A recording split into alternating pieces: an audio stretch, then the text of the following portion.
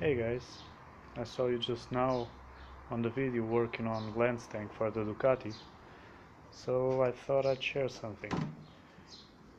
If you want to stand for your tank, this way you can sand all of it and not hit it. Easy peasy.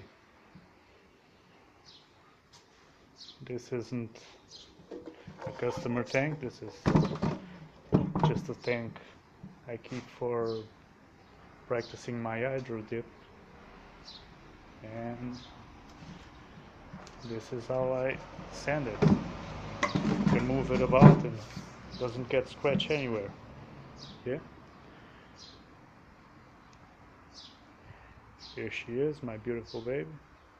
The wind's already windy.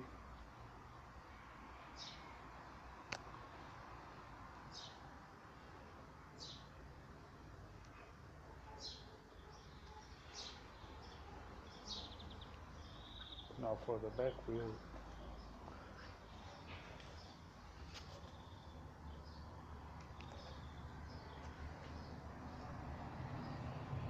Well, she's a bit dirty. I ride every day, so.